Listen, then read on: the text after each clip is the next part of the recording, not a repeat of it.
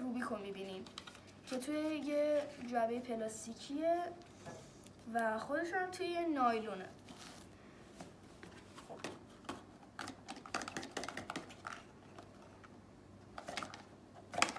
خب بیا پایین دیگه. آها، پک اینا رو بذاریم کنار. خب پک اکسسوریش رو اول یه نگاه بکنیم. مویو، اکسسوری باکس، اینجا هم چند تا چیز نمیدونم کجاییه.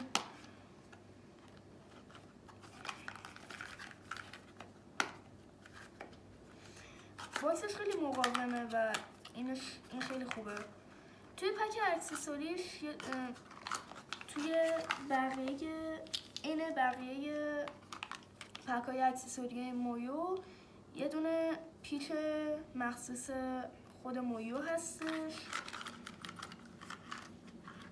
این دفترچه خود کارکنان مویو،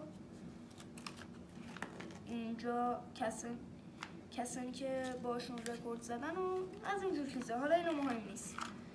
یه دونه دفترچه چیز داره که دفترچه فرمول داره که بازم آخرش دوباره کارکنان نوشته. اون چیز دیگه همون روش فرد میشه. بریم حالا سراغ خود روبیک.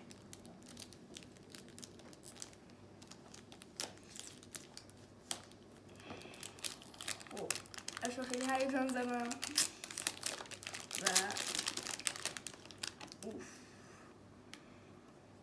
خودش تقریبا لایه یووی داره، سبز فسفوری، قرمز، آبی، نارنجی و زرد. علامت خود مویو هم اینجا برچسب گذاشتن که اگه نخواستیش بکنش. سرعتش خیلی خوبه، هر یه دونه‌ای که میزنی 3-4 تا میره. خب یه حل باش بریم، بذاریم کنار. یه حل باش بریم.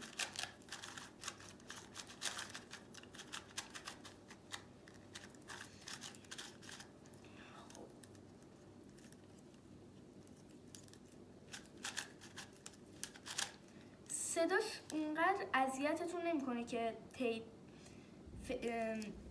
یه دفعه وسطش حواستون بره به صدا، یا خیلی میتونید روش تمرکز کنید. خب داخلش یه لایه تیرکس مانند پوست دایناسور، نمیدونم چی بهش میگن،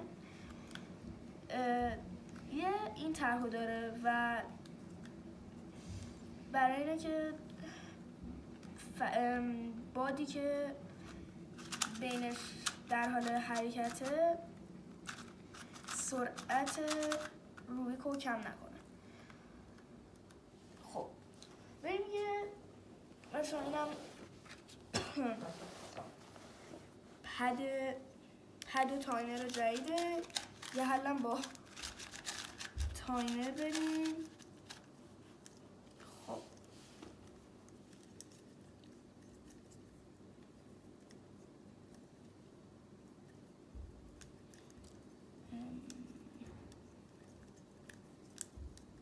اوکی،